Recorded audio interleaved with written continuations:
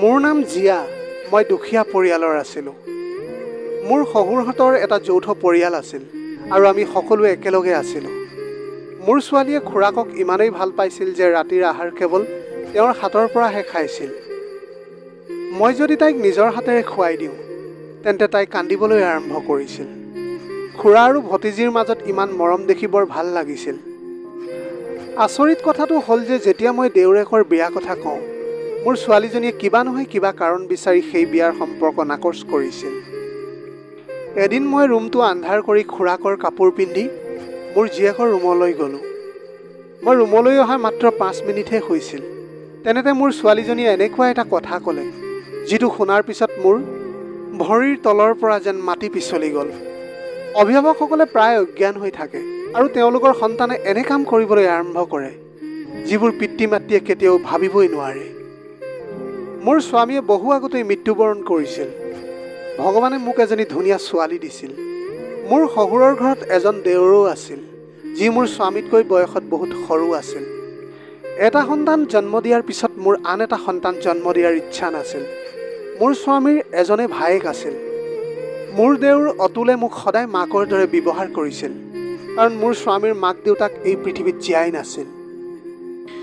বিয়াৰ পিছত মই দেউৰেকৰ বহুত সন্মান আৰু যত্ন লৈছিলোঁ। আগতে আমি এখন গাঁৱত আছিলোঁ। তাত ওচৰ চুবুৰীয়াই আমাক বহুত অশান্তি দিছিল। আমি যিহেতু দুখীয়া মানুহ আছিলোঁ সেইবাবে আমি আমাৰ ওচৰৰ চুবুৰীটো এৰি যাব পৰা নাছিলোঁ। মই এগৰাকী বিধৱা আছিলোঁ। সেইবাবে মানুহে মোক সকলো ক্ষেত্ৰতে ঠাট্টা কৰিবলৈ ধৰিছিল। আচলতে এবাৰ মোৰ ওচৰ চুবুৰীয়া সুমন নবুৱে মোৰ তেওঁৰ স্বামীৰ লগত প্ৰেমৰ সম্পৰ্ক থকাৰ অভিযোগ দিছিল। মই দেখিবলৈ বৰ ধুনীয়া আছিলোঁ। সেইবাবেই মোৰ ওচৰ চুবুৰীয়া সুমন নবুৱে হিংসা কৰি আছিল। মোৰ চৌপাশৰ সকলো ঘৰতে মোৰ প্ৰশংসা হৈছিল। সুমনে এই কথা একেবাৰে ভাল পোৱা নাছিল। সেইবাবে তাই সদায় কিবা নহয় কিবা এটা অজুহাত দেখুৱাই মোক মানুহৰ আগত বদনাম কৰিছিল। সেই সময়ত মোৰ ছোৱালীজনী অতি সৰু আছিল আৰু ইতিমধ্যে মোৰ স্বামীৰো মৃত্যু হৈছিল। সেইবাবে মই একো কৰিব পৰা নাছিলোঁ কাৰণ মই নিজকে বৰ অসহায় অনুভৱ কৰিছিলোঁ। তাই মোৰ ওপৰত সকলো ধৰণৰ অভিযোগ দিছিল যিবোৰ গাঁৱৰ মানুহে সঁচা বুলি বিশ্বাস কৰিছিল আৰু মোক চৰিত্ৰহীন বুলি কৈছিল। আনকি মোৰ ছোৱালীজনীৰ কথাও ওলাবলৈ ধৰিলে যে যদি মাক এনেকুৱা হয় তেন্তে তাইৰ ছোৱালীজনী ডাঙৰ হ'লে কেনেকুৱা হ'ব। মোৰ গাঁৱৰ মানুহে মোক গাঁৱৰ কোনোবা দুখীয়া মানুহৰ লগত বিয়া দিয়াৰ কথা কৈছিল, কিন্তু মোৰ ছোৱালীজনী বৰ সৰু হোৱাৰ বাবে মই সেইটো বিচৰা নাছিলোঁ। মোৰ ছোৱালীজনীক গ্ৰহণ নকৰা আন কোনো পুৰুষক মই বিয়া কৰাব বিচৰা নাছিলোঁ। মই মোৰ ছোৱালীজনীৰ লালন পালনৰ চিন্তাত পৰিছিলোঁ। এই সকলোবোৰ সমস্যা মোৰ স্বামীৰ মৃত্যুৰ পিছতহে আৰম্ভ হৈছিল। সুমনে মোক ইমানেই অশান্তি দিছিল যে মই বৰ বিচলিত হৈ পৰিছিলোঁ। মোৰ দেউৰেক মোতকৈ বহুত সৰু হোৱাৰ বাবে তাৰ লগতো মোৰ বিয়া হোৱাৰ অসম্ভৱ আছিল। মোৰ দেউৰ বৰ বুদ্ধিমান আৰু ভাল মানুহ আছিল আৰু সি মোক বহুত সন্মান কৰিছিল। কিন্তু সুমনৰ কাৰণে এই গাঁৱত মোক বহুত বদনাম হৈছিল, যাৰ বাবে মই আন কাৰোবাৰ লগত বিয়া হ'ব পৰা নাছিলোঁ। গতিকে এই গাঁৱত থাকি মই কেতিয়াও সুখী হ'ব পৰা নাছিলোঁ। এদিন কথাটো ইমানেই গুৰুতৰ হৈ পৰিল যে সুমনে গোটেই গাঁওখনতে অভিনয় কৰি এই কথা বিয়পালে যে মই মোৰ ঘৰত লগ কৰিবলৈ আন পুৰুষক মাতিছোঁ। মোৰ দেউৰে এই কথা গম পাই মোক ক'লে, নবৌ, মোৰ আপোনাৰ ওপৰত সম্পূৰ্ণ বিশ্বাস আছে। আমি এই ঘৰখন এৰি আন ঠাইলৈ যোৱা উচিত। ইতিমধ্যে আমাৰ ইয়াত বহুতো বদনাম হৈছে আৰু আমি অন্যান্যৰো কথা ভাবিব লাগিব। তাই এতিয়া সৰু ছোৱালী আৰু মই নিবিচাৰোঁ কোনোবাই আমাৰ অনন্যাৰ বিষয়ে এতিয়াৰ পৰাই বেয়া কথা কওক আৰু তাই সৰুৰে পৰাই বদনামী হৈ পৰক। সুমন বৰ বেয়া স্বভাৱৰ মাইকী মানুহ আৰু তাই গোটেই গাঁৱতে আপোনাক বদনাম কৰিছে। এতিয়া আমাৰ ইয়াত থকাটো বৰ কঠিন হৈ পৰিছে। গতিকে মই আপোনাক সহায় কৰিব বিচাৰোঁ। আমি এই ঘৰখন এৰি আন ঠাইত থাকিবলৈ যাম। মই অতুলক ক'লোঁ, কিন্তু এইটো আমাৰ নিজৰ ঘৰ। যদিও এই ঘৰটো সৰু, কিন্তু আমি এই ঘৰটোক এৰি ক'লৈ যাম? অতুলে ক'লে, নবৌ, এই পৃথিৱীখন বহুত ডাঙৰ। আমি যিকোনো ঠাইতে সন্মানেৰে জীয়াই থাকিব পাৰিম। মোৰ দেউৰে ক'লে, নবৌ, মই মোৰ ভতিজী আৰু তোমাক বহুত ভাল পাওঁ। এই পৃথিৱীত মোৰ বাবে মাত্ৰ তোমালোক দুয়োজনেই আছা। আৰু পৰিস্থিতি এনেকুৱা হৈ পৰিছে যে আমাৰ ইয়াত থকাটো কঠিন হৈ পৰিছে। সকলোৱে আপোনাক বেয়া চকুৰে চায়। মোকো সকলোৱে কিবা নহয় কিবা কাৰণত অপমান কৰি থাকে। আমি কিমান দিন এনেকৈ জীয়াই থাকিব পাৰিম? সুমনে মোক গোটেই গাঁৱতে চৰিত্ৰহীনা বুলি প্ৰমাণ কৰিছিল আৰু আনকি তাই কৈছিল যে এই ঘৰত থাকি মই মোৰ সৰু দেউৰকো বেয়া দৃষ্টিৰে চাওঁ আৰু মই হেনো আন পুৰুষৰ লগত সম্পৰ্ক স্থাপনৰ বাবে মোৰ স্বামীক হত্যা কৰিছিলোঁ। মোৰ স্বামীৰ লগত প্ৰেমৰ বিবাহ হৈছিল আৰু মোৰ স্বামীয়ে মোক চহৰৰ পৰা পলাই এই গাঁওখনলৈ লৈ আহিছিল। মোৰ সৌন্দৰ্য আৰু মোৰ প্ৰেম বিবাহে মোক অশান্তি আৰু বদনামৰ বাহিৰে একো নিদিলে। মই ভাবিছিলোঁ যে বিয়াৰ পিছত যেতিয়া মই মোৰ স্বামীৰ ঘৰলৈ আহিম তেতিয়া মই এটা শান্তিপূৰ্ণ জীৱন যাপন কৰিব পাৰিম। কিন্তু মই গম পোৱা নাছিলোঁ যে ইয়ালৈ অহাৰ পিছত মোৰ সুখ শান্তি শেষ হ'ব। সুমনৰ দৰে নাৰীয়ে মোৰ জীৱনত খলনায়িকাৰ চৰিত্ৰত অভিনয় কৰিব। মই হতাশাৰ বলি হৈ পৰিলোঁ। মই মোৰ 4 বছৰীয়া ছোৱালীজনীৰ লগত কঠোৰ হ'বলৈ আৰম্ভ কৰিছিলোঁ। এতিয়া মোৰ ছোৱালীজনীৰ বয়স প্ৰায় 20 বছৰ হৈছিল আৰু মোৰ দেউৰৰ বয়স হৈছিল 35 বছৰ। আমি ৰাতিৰ আন্ধাৰতে সেই গাঁওখন এৰি চহৰলৈ আহিছিলোঁ। মোৰ মাতৃগৃহ চহৰত আছিল। মই মা দেউতাৰ সৰু আৰু মৰমৰ ছোৱালী আছিলোঁ। মোৰ স্বামী গাঁৱৰ পৰা চহৰলৈ আহিছিল। যেতিয়া তেওঁ চহৰলৈ আহিছিল তেতিয়াই তেওঁৰ লগত মোৰ প্ৰেম হৈছিল। মই এগৰাকী শিক্ষিতা ছোৱালী আছিলোঁ আৰু ভালদৰে জানিছিলোঁ যে মোৰ মা দেউতাই তেওঁলোকৰ শিক্ষিত ছোৱালীজনীক কেতিয়াও গাঁৱৰ মানুহৰ লগত বিয়া নিদিয়ে। মোৰ স্বামীয়ে মোক বহুত মৰম কৰিছিল। সেইবাবে মই তেওঁৰ মৰমত অন্ধ হৈ মাক দেউতাকৰ ঘৰ এৰি গাঁৱলৈ আহি তাতে থিতাপি লৈছিলোঁ। কাৰণ মোৰ স্বামীৰ মাক দেউতাক নাছিল আৰু মাত্ৰ এজন সৰু ভায়েক আছিল। সেইবাবে বিয়াৰ পিছত শহুৰেকৰ ঘৰত কোনো সমস্যাৰ সন্মুখীন হোৱা নাছিলোঁ। বিয়া হোৱাৰ সময়ত মোৰ দেউৰেকৰ বয়স 9 বছৰ আছিল আৰু এতিয়া চহৰলৈ আহি আমি বহুত সমস্যাৰ সন্মুখীন হৈছিলোঁ। মোৰ দেউৰে ভাড়াঘৰ এটা লৈছিল। মোৰ স্বামীয়ে মোৰ বাবে বনোৱা গহনাবোৰ বিক্ৰী কৰিলোঁ। এইদৰে আমি জীয়াই থাকিবলৈ ধৰিলোঁ। এতিয়া মোৰ ছোৱালীজনী জীয়ৰী হ'ল আৰু আমি এটা সৰু ভাড়াঘৰত বাস কৰি আছোঁ। মোৰ ছোৱালীজনীয়ে বহুত ভালদৰে চিলাই কৰিবলৈ জানিছিল আৰু তাই ঘৰতেই এটা চিলাই চেণ্টাৰ খুলিলে। মোৰ দেউৰে মানুহৰ ঘৰত ৰং কৰে। আমাৰ জীৱন অতি সহজ সৰল আছিল আৰু চহৰলৈ অহাৰ পিছত আমি আৰামেৰে জীৱন নিৰ্বাহ কৰিবলৈ সক্ষম হৈছিলোঁ। পুৰণি দিনবোৰৰ মনত পেলাই প্ৰায় মোৰ মনটো বেয়া হৈ গৈছিল। যদিও তাৰ পিছত মই নিজকে নিয়ন্ত্ৰণ কৰিছিলোঁ। মোৰ দেউৰে মোক বহুত সহায় কৰিছিল আৰু তেওঁ মোৰ ছোৱালীজনীকো বহুত ভাল পাইছিল। সৰুৰে পৰা মোৰ ছোৱালীয়ে খুৰাকৰ বাহিৰে আন কাকোই ভাল পোৱা নাছিল। খুৰাক আৰু ভতিজীৰ মাজৰ প্ৰেম দেখি আগতে মোৰ হৃদয়খন বৰ সুখী হৈছিল। চহৰলৈ অহাৰ পিছত ওচৰ চুবুৰীয়াৰ লগত বিশেষ যোগাযোগ কৰা নাছিলোঁ আৰু ছোৱালীজনীকো ঘৰৰ বাহিৰত বেছিকৈ ওলাই যাবলৈ দিয়া নাছিলোঁ। তাই কেৱল তাইৰ কলেজৰ বাবে বা কোনো গুৰুত্বপূৰ্ণ কামৰ বাবেহে ঘৰৰ পৰা বাহিৰলৈ ওলাই গৈছিল। তাইৰ ওচৰত ছোৱালীবোৰ চিলাই শিকিবলৈ ঘৰলৈ আহিছিল। মই মোৰ ছোৱালীজনীক বহুত বুজাইছিলোঁ। মই তাইক কৈছিলোঁ যে এই পৃথিৱীখন বৰ বেয়া। ইয়াত মানুহক প্ৰেমৰ নামত প্ৰতাৰণা কৰা হয়। মোৰ দেউৰে মোৰ ছোৱালীজনীক বহুত ভাল পাইছিল। মোৰ দেউৰৰ উচ্চতা আৰু স্বাস্থ্য ইমানেই ভাল আছিল যে বয়স হোৱাৰ পিছতো তাক কম বয়সীয়া যেন লাগিছিল। মই যেতিয়াই অতুলক বিয়া কৰাবলৈ কৈছিলোঁ তেতিয়াই সি অস্বীকাৰ কৰিছিল যে প্ৰথমে মই অনন্যাক বিয়া দিব বিচাৰোঁ, তাৰ পিছতহে মই বিয়া হ'ম। মই তাক ক'লোঁ, অতুল, তেতিয়ালৈকে তোমাৰ বয়স বহুত হ'ব। কিন্তু সি ক'লে, মোৰ বয়সৰ প্ৰতি মোৰ কোনো চিন্তা নাই। দেউৰকক লৈ মই সদায় চিন্তিত হৈ আছিলোঁ। সি মোৰ ছোৱালীজনীৰ বহুত যত্ন লৈছিল। আচলতে সি মোৰ ছোৱালীজনীৰ লগত বন্ধুৰ দৰে আছিল। মোৰ দেউৰে পঢ়া শুনা কৰা নাছিল যদিও চহৰলৈ অহাৰ পাছত তেওঁৰ উপাৰ্জনেৰে মোৰ ছোৱালীজনীক পঢ়ুৱাইছিলোঁ আৰু তাৰ পিছত মোৰ ছোৱালীজনীয়ে ডাঙৰ হলত খুৰাকক পঢ়াবলৈ শিকালে, যাৰ ফলত মোৰ দেউৰো লিখিব পঢ়িবলৈ শিকিলে। মই সিহঁত দুজনৰ মাজত মৰম দেখি বৰ বেছি সুখী হৈ পৰিছিলোঁ। কিন্তু তাৰ পিছত কিবা এনে এটা অদ্ভুত হ'বলৈ ধৰিলে যিটো ইমানেই আচহুৱা আৰু আচৰিত যেন লাগিছিল। মোৰ ছোৱালীজনীয়ে আগতে মোৰ হাতৰ পৰা আহাৰ খাইছিল, কিন্তু আজি কিছুদিনৰ পৰা খুৰাকৰ হাতৰ পৰাহে আহাৰ খাবলৈ বিচাৰিছিল। মই মোৰ ছোৱালীজনীক বুজাই ক'লোঁ, তোমাৰ খুৰা ৰাতিপুৱাই কিবা এটা জৰুৰী কামত যাব আছে, সেইবাবে আজি সোনকালেই তেওঁ শুই গৈছে। এতিয়া তুমিও তোমাৰ আহাৰ খাই সোনকালে শুই যোৱা। কিন্তু তেতিয়া তাই কৈছিল, খুৰাক মাতক, মই কেৱল তেওঁৰ হাতৰ পৰাই আহাৰ খাম। তাইৰ কথাত মোৰ খং উঠিল। মই তাইক ক'লোঁ, এইবোৰ কি লুতুৰি পুতুৰি কথা কৈ আছা। ইতিমধ্যে মোৰ দেউৰে অনন্যাক গালি পৰা শুনি কোঠালৈ সোমাই আহিল। হয়তো মোৰ কঠোৰ মাতটোৱে তাক জগাই তুলিছিল। সি ক'লে, নবৌ, কিয় হুলস্থুল কৰি আছা? মই তাক ক'লোঁ তাই জোৰ দি আছে যে তাই কেৱল তোমাৰ হাতৰ পৰাহে খাব বিচাৰে। এই কথা শুনি অতুলে হাঁহিবলৈ ধৰিলে আৰু ক'লে, ইমান সৰু কথা কোনো সমস্যা নাই, মই নিজৰ হাতেৰে অনন্যাক খুৱাই দিম।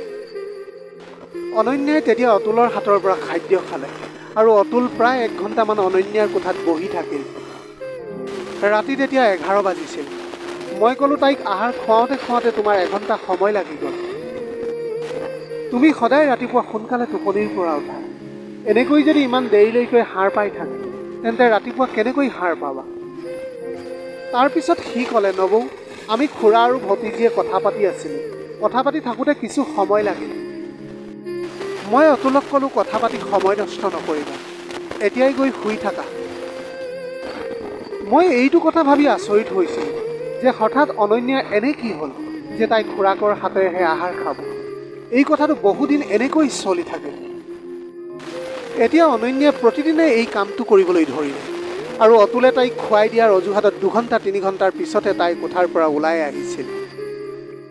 মই তেতিয়া ভাবিছিলোঁ যে হয়তো দুয়োজনে একেলগে টিভি চাই থাকে, য'ত সিহঁতে ব্যস্ত থাকিব পাৰে। যেতিয়া এদিন গৈ মই সোমাই চালোঁ তেতিয়া তেনেকুৱা একো নাছিল। দুয়োজনে মাত্ৰ কোঠাটোত বহি কথা পাতি আছিল। এদিন 2.5 ঘণ্টাৰো অধিক হ'ল আৰু মোৰ খং উঠি গ'ল। এইটো কিবা কথা পতাৰ সময় নেকি? কাৰণ ৰাতি 2-3 বজালৈকে কোনে ইমান কথা কয়? দুৱাৰৰ ঘণ্টাটো বজাবলৈ চেষ্টা কৰাৰ লগে লগে মই আচৰিত হৈ গ'লোঁ। দুৱাৰখন ভিতৰৰ পৰা বন্ধ কৰি থোৱা আছে। দুৱাৰখন জোৰেৰে খুন্দা মাৰিবলৈ ধৰিলোঁ আৰু দুৱাৰখন খোল খাবলৈ 10 মিনিট সময় লাগিল। মই ক'লোঁ, এই দুৱাৰখন ভিতৰৰ পৰা কিয় বন্ধ কৰি থৈছিলা? মই কিমান দেৰিৰ পৰা দুৱাৰ ঘণ্টা বজাই আছোঁ, দুৱাৰখন খুলিবলৈ দুয়োৰে ইমান সময় লাগিলনে? অতুলে ক'লে, নবৌ, ভুলতে দুৱাৰখন নিশ্চয় বন্ধ হৈ গৈছিল, আমি টিভি চাই আছিলোঁ, সেইবাবেহে দুৱাৰৰ শব্দ শুনিব পৰা নাছিলোঁ। মই ক'লোঁ, তোমালোকে কি ৰাতি 3 বজালৈকে টিভি চাই আছা নেকি? এইটো টিভি চোৱাৰ সময় নেকি? মই মোৰ দেউৰক ক'লোঁ, তুমি তোমাৰ কোঠাত গৈ শুই থাকা আৰু ভৱিষ্যতে তোমালোকে দুয়োজনে এনে কাম নকৰিবা। ময়ো মোৰ ছোৱালীজনীক বকাবকি কৰিলোঁ। ইতিমধ্যে মোৰ ছোৱালীজনীৰ পঢ়া শুনা শেষ হৈছিল। এতিয়া তাইৰো বিয়াৰ বয়স হ'ল। মই এজন মোৰ আত্মীয়ক মোৰ ছোৱালীৰ বিয়া কথা কৈছিলোঁ। তাই মোৰ ছোৱালীজনীৰ বাবে এটা ভাল প্ৰস্তাৱ লৈ আহিছিল আৰু ল'ৰাটোৰ মাককো লগত লৈ আহিছিল। ল'ৰাটোৰ মাকে মোৰ ছোৱালীজনীক দেখি 2-3টামান প্ৰশ্ন সুধিলে। ইয়াৰ পিছত মই মোৰ ছোৱালীজনীক কোঠালৈ পঠিয়াই দিলোঁ। মোৰ দেউৰে চাকৰিলৈ গৈছিল যদিও কাম এৰি কেনেকৈ ঘৰলৈ আহিল মই গমেই পোৱা নাছিলোঁ। ঘৰলৈ অহাৰ লগে লগে সি দৰাৰ ঘৰৰ লগত বেয়া আচৰণ কৰিবলৈ ধৰিলে আৰু দৰাৰ মাকক ক'বলৈ ধৰিলে, এই ছোৱালীজনী ভাল নহয় আৰু তাই আপোনাৰ বাবে ব্ৰেকফাষ্ট প্ৰস্তুত কৰা নাই। এই সকলোবোৰ জলপান তাই আজি বজাৰৰ পৰা আনিছে। তাই একো নাজানে, তাই এজনী নিৰক্ষৰ ছোৱালী। সি কৈছিল, এই ছোৱালীজনীয়ে সকলোৰে লগত কাজিয়া কৰি থাকে। তেতিয়া সেই মহিলাগৰাকীয়ে মোৰ দেউৰেকৰ ফালে চাই আচৰিত হৈ চাই আছিল আৰু বাৰে বাৰে মোৰ ফালে চাই আছিল। মই বৰ বিচলিত হৈছিলোঁ আৰু মই মনতে ভাবিবলৈ ধৰিলোঁ যে অতুলে এইখন কি নাটকৰ সৃষ্টি কৰিছে। সি এইটো জানিছিল যে সি মিছা কথা কৈছিল। নাজানো কিয় সি এনেকুৱাখিনি কৰি আছে। অতুলৰ পৰা মই এই কথাবোৰ একেবাৰে আশা কৰা নাছিলোঁ। নাজানো এই ল'ৰাটোৰ কি হৈছিল। মই আচৰিত হৈছিলোঁ যে সি নিচা সেৱন কৰি ইয়ালৈ অহা নাইতো। তাৰপিছত ল'ৰাটোৰ মায়ে কৈছিল, আমি ইমান অভদ্ৰ ছোৱালীৰ লগত সম্পৰ্ক ৰাখিব নিবিচাৰোঁ, আৰু তাৰ পৰা বহুত বেয়া কথা শুনি সিহঁত আমাৰ ঘৰৰ পৰা ওলাই গ'ল। সিহঁত যোৱাৰ লগে লগে মই অতুলক সুধিলোঁ, এই সকলোবোৰ তুমি কিয় কৰিলা? অতুলে ক'লে, নবৌ, মই মানুহবোৰৰ মুখখন দেখিয়েই গম পাই গ'লোঁ যে সিহঁতি ভাল স্বভাৱৰ মানুহ নাছিল। মই মোৰ একমাত্ৰ ভতিজীক এনে মানুহৰ লগত বিয়া দিব নোৱাৰোঁ। ল'ৰাটোক মোৰ একেবাৰে ভাল নালাগিছিল। আপুনি দেখিছে আমাৰ অনন্যা কিমান ধুনীয়া আৰু কম বয়সীয়া। আনহাতে তেওঁলোকৰ ল'ৰাটোক ইমান বয়সীয়া যেন লাগিছিল। সেইবাবে মই এই কথা কৈছিলোঁ। মই তেতিয়া অতুলক ক'লোঁ, তুমি একেবাৰে পাগল ল'ৰা, মোক এবাৰ হ'লেও তুমি সুধিব পাৰিলা হয়। এনেকুৱা এটা পৰিৱেশ সৃষ্টি কৰিবলৈ তোমাৰ কি প্ৰয়োজন আছিল? তুমি সেই মানুহবোৰৰ বিষয়ে বেয়া কথা কোৱা নাছিলা, বৰঞ্চ তেওঁলোকৰ সন্মুখত নিজৰ ভতিজীক অপমান কৰিছিলা। এতিয়া তুমি মন কৰিবা, এই মানুহবোৰে যদি আন ঠাইলৈ গৈ আমাৰ ছোৱালীজনীৰ বিষয়ে এনেকৈ কয়, তেতিয়া আমাৰ ঘৰলৈ আৰু বিয়াৰ প্ৰস্তাৱ কেনেকৈ আহিব? অতুলে ক'লে, নবৌ, আপুনি ভবাৰ দৰে একো নহয়। ভাবিছেনে মই এই কামটো কিয় কৰিলোঁ? যাতে ইমান সস্তীয়া মানুহ আকৌ আমাৰ ঘৰলৈ আহিব নোৱাৰে। এইটো প্ৰস্তাৱ লৈ আপুনি ইমানেই আকৰ্ষিত হৈ পৰিছিল কেৱল তেওঁলোকৰ ঘৰখন আৰু তেওঁলোকৰ সম্পত্তি দেখি। আৰু আপুনি চাওকচোন আমাৰ অনন্যা কিমান ধুনীয়া আৰু মৰম লগা। সেই ল'ৰাটোৰ চাৱনিৰ পৰা স্পষ্ট হৈ পৰিছিল যে সি কিমান কুৎসিত। আৰু আপুনি তাৰ মাকক দেখিলে, তাই ইমান চতুৰ মহিলাৰ দৰে দেখা গৈছিল। মই মোৰ ভতিজীক এনেকুৱা ল'ৰাৰ লগত তুলি দিব নোৱাৰোঁ। অতুলৰ এই কাৰ্যত মোৰ বহুত খং উঠিছিল, যদিও যি হৈছিল সেয়া হৈ গৈছিল। আৰু আকৌ এতিয়া তেওঁলোকৰ লগত কথা পাতি একো লাভ নাছিল, কাৰণ মোৰ দেউৰেকে ধেমালি কৰিছে বুলি ক'লেও তেওঁলোকে মোক বিশ্বাস নকৰিলেহেঁতেন। সন্ধিয়া সময়ত অতুল আৰু অনন্যা চোতালত বহি চিঙৰা খাই আছিল আৰু মুকলিকৈ হাঁহি হাঁহি ধেমালি কৰি আছিল। মোৰ মনটো তেতিয়া বৰ বেয়া লাগি আছিল। মই বুজিব পৰা নাছিলোঁ যে তেওঁলোকে ইমান কিয় ফূৰ্তি কৰি আছিল। এদিন মই মোৰ ছোৱালীজনীৰ কোঠাটো চাফা কৰি আছিলোঁ আৰু তাই কলেজৰ পৰীক্ষা দিবলৈ গৈছিল। গতিকে তাই মোবাইলটো ঘৰতে ৰাখি গৈছিল। মই নিজেই তাইৰ ৰুম চাফা কৰি থাকোঁতে হঠাতে কোনোবাই অনন্যাৰ মোবাইলত ফোন কৰিবলৈ ধৰিলে। ফোনটো ৰিচিভ কৰাত গম পালোঁ তাইৰ এজনী কলেজৰ বান্ধৱী আছিল। তাই মোক সুধিলে, আণ্টি আজিকালি অনন্যাৰ স্বাস্থ্য কেনেকুৱা? অনন্যাই মোক কৈছিল যে তাই কলেজত আবেদন কৰিছে যে তাইৰ গাটো ভাল নহয়, গতিকে তাইক 2 দিনৰ বাবে ছুটি লাগে। মই তেতিয়া তাইক ক'লোঁ, আজি দেখোন অনন্যা কলেজলৈ গৈছে। তাই কোনো ধৰণৰ ছুটিৰ আবেদনো দিয়া নাই আৰু আচলতে তাইৰ স্বাস্থ্য একেবাৰে ঠিকেই আছে। তাই ক'লে, নাই আণ্টি, তোমাৰ চহীও সেই এপ্লিকেশ্যনত আছিল। অনন্যাই মোক কৈছিল কলেজত পৰীক্ষা চলি আছে আৰু তাই কেৱল পৰীক্ষা দিবলৈহে কলেজলৈ গৈছে। কিন্তু তাইৰ বান্ধৱীয়ে মোক কৈছিল, আণ্টি কলেজত পৰীক্ষাই হোৱা নাই। বৰঞ্চ অনন্যা বহুদিন কলেজলৈ অহা নাই। মোৰ বহুত চিন্তা হৈছিল যে মোৰ ছোৱালীজনীয়ে কি কৰি আছে। কলেজলৈ যাম বুলি অনন্যাই ঘৰৰ পৰা ওলাই আহিছিল। তেন্তে কলেজলৈ কিয় যোৱা নাই?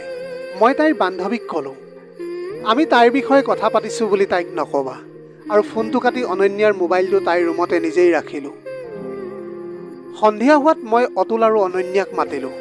পৰিৱেশটো একেবাৰে আদালতৰ সদৃশ হৈ পৰিছিল। মই নিজেই অনন্যাক তাইৰ বান্ধৱীৰ ফোনটোৰ কথা ক'লোঁ। এই সকলোবোৰ কি হৈছে অনন্যা? সদায় তুমি কলেজৰ অজুহাত লৈ তুমি কলৈ যোৱা? মই ক'লোঁ, তোমাৰ বান্ধৱীয়ে কৈ আছিল যে তুমি প্ৰায় 5 দিন ধৰি কলেজলৈ যোৱা নাই। আৰু তুমি কলেজত এখন এপ্লিকেশ্যনো দিছা য'ত মোৰ চহী আছে। তুমি মিছা কথা কৈ কেনেকৈ মোৰ নামত চহী কৰিছা? তুমি এইবোৰ কি কৰি আছা অনন্যা? তেতিয়া অতুল আৰু অনন্যা দুয়ে মূৰ তল কৰি থিয় হ'ল, কাৰণ সিহঁতে জানিছিল যে সিহঁতে ধৰা পৰি গৈছে। সেইবাবে সিহঁতৰ ক'বলগীয়া একো নাছিল। মই তেতিয়া বৰ খঙেৰে উঠি ক'লোঁ, তুমি যি কৰিছা সঁচা কথা কোৱা, নহ'লে মই তোমালোকক দুয়োটাকে উপযুক্ত এশেকিয়নি দিম। মই ভালকৈয়ে জানিছিলোঁ যে মোৰ দেউৰেক অতুলে চাগে অনন্যাক সমৰ্থন কৰিছিল। মই মোৰ ছোৱালীজনীক কৈছিলোঁ, মই তোমাক টকা দিয়া বন্ধ কৰি দিম। তাৰপিছত চাম তোমাৰ খৰচ কেনেকৈ তুমি চম্ভালা। তাৰপিছত হঠাৎ অনন্যাই ক'বলৈ ধৰিলে, মা, মই কেইদিনমান ছুটি লৈছিলোঁ আৰু মই খুৰাৰ পৰা অনুমতি লৈ বান্ধৱীৰ লগত চিনেমা চাবলৈ গৈছিলোঁ। আৰু আমি লগৰ সকলো ছোৱালীয়ে একেলগে পাৰ্কলৈ গৈছিলোঁ। মই ক'লোঁ, দেওবাৰত গৈ বাহিৰত গৈ চিনেমা চাবলৈ নাপায় নেকি? অতুলে ক'লে, নবৌ, চিনেমা চাবলৈ যোৱাৰ মন লাগিল। সেইবাবে অনন্যাক কলেজৰ পৰা ছুটি লৈ তোমাক মিছা কথা ক'বলৈ ক'লোঁ। মই অতুলক সুধিলোঁ, তোমালোকে এইবোৰ কি কৰি আছা? সি ক'লে, নবৌ, মোক ক্ষমা কৰিব। মই আপোনাৰ ওচৰত ক্ষমা বিচাৰিছোঁ আৰু অনন্যাকো ক্ষমা কৰি দিয়ক। ইয়াত তাইৰ একো দুখ নাই। মোৰ মন গৈছিল, গতিকে মই অনন্যাক কলেজৰ পৰা ছুটি ল'বলৈ কৈছিলোঁ। আৰু এনেকৈ এদিন আমি চিনেমা চাবলৈ গ'লোঁ আৰু আন এদিন আমি পাৰ্কলৈ গ'লোঁ। দুজনৰ আচৰণ মই একেবাৰে বুজিব পৰা নাছিলোঁ। ঘৰতো সদায় সিহঁতে কি কৰি আছিল মই গম পোৱা নাছিলোঁ। মোৰ দেউৰেক আৰু মোৰ ছোৱালীজনীও ঘৰত একেবাৰে অদ্ভুত কাম কৰিছিল। দুয়োৰে ওপৰত মই তীক্ষ্ণ দৃষ্টি ৰাখিবলৈ আৰম্ভ কৰিছিলোঁ। দুয়োজনে ঘৰত বহুত হাঁহি ধেমালি কৰিবলৈ ধৰিলে। কেতিয়াবা 2 ঘণ্টা 3 ঘণ্টা বহি কথা পাতিছিল। খুৰা আৰু ভতিজীৰ মাজত মৰম অলপ বেছিকৈ হৈছিল। সিহঁতে ইজনে সিজনৰ বাহিৰে আন কাকোৱেই দেখা পোৱা নাছিল। ইফালে মই অনন্যাৰ বিয়াৰ বাবে এজন দৰা বিচাৰিবলৈ আৰম্ভ কৰিছিলোঁ আৰু মোৰ দেউৰেকক কৈছিলোঁ, যদি তুমি ল'ৰাটোৰ কিবা দুখ দেখা তেন্তে প্ৰথমে মোক ক'বা। মানুহৰ সন্মুখত এটা পৰিৱেশৰ সৃষ্টি কৰাৰ কোনো প্ৰয়োজন নাই, কাৰণ তুমি নাজানা যে এনে কৰিলে তোমাৰ নিজৰ ভতিজীজনীৰ বদনাম হ'ব আৰু এইদৰে তোমাৰ ভতিজীৰ বাবে বিয়াৰ প্ৰস্তাৱ অহা বন্ধ হৈ যাব। এই কথা শুনি তেতিয়া অতুলে বৰ এটা আচহুৱা কথা ক'লে। সি ক'লে মোৰ ভতিজীৰ বিয়াৰ প্ৰস্তাৱৰ কোনো অভাৱ নাই। তেতিয়া মই অতুলক সুধিলোঁ, তুমি কি ক'ব বিচাৰিছা? তুমি ক'ব বিচাৰিছা যে তাইৰ বিবাহৰ কোনো প্ৰয়োজন নাই। অতুলে ক'লে, নবৌ, মোৰ মুখৰ পৰা এনেই ওলাই আহিল, তেনেকুৱা একো নাই। মোৰ দেওৰ অতুল আৰু মোৰ ছোৱালীজনীক লৈ বহুত চিন্তা লাগিল। মই নাজানো সিহঁতে কি কৰে আৰু মনত কি ভাবে। মই মোৰ ছোৱালীজনীকো বৰ মৰম কৰিছিলোঁ, যিহেতু তাই দেখিবলৈ বহুত ধুনীয়া আছিল।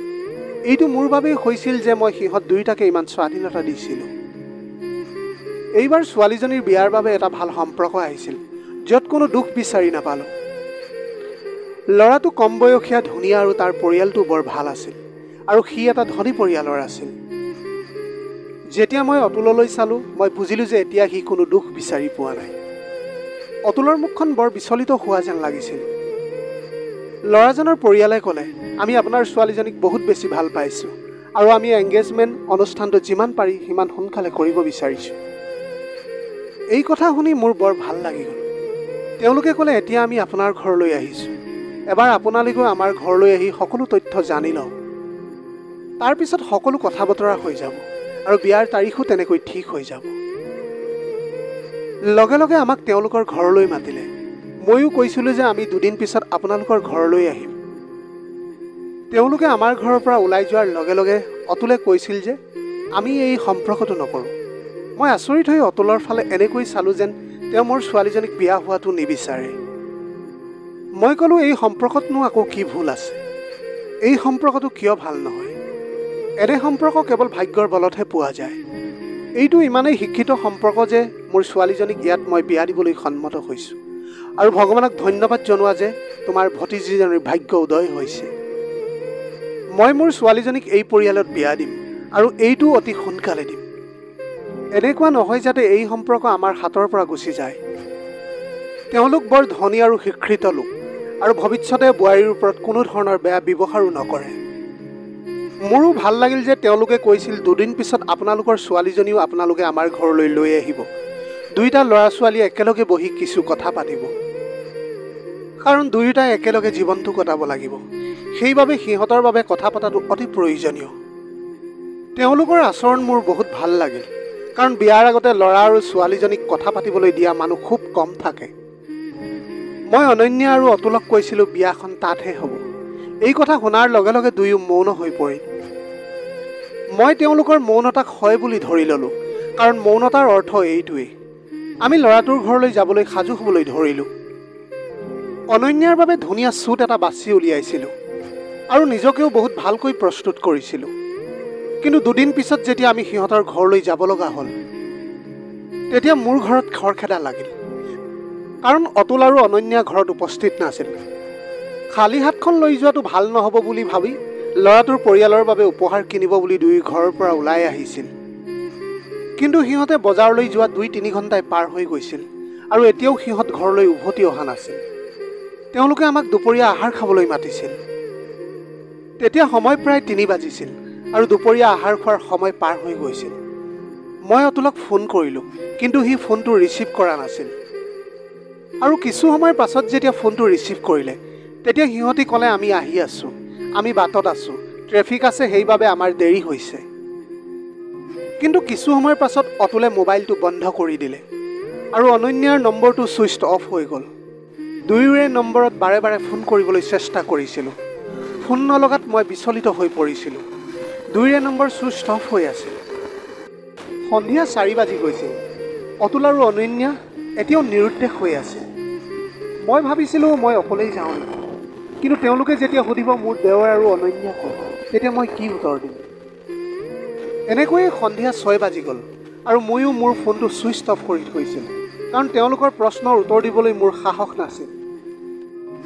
ৰাতি যেতিয়া 8 বাজিছিল, অতুল আৰু অনন্যা দুয়োজনে হাঁহি হাঁহি ঘৰৰ ভিতৰলৈ সোমাই আহিছিল। মোক দুৱাৰত থিয় হৈ থকা দেখি সিহঁতৰ মুখৰ হাঁহিটো নোহোৱা হৈ গ'ল।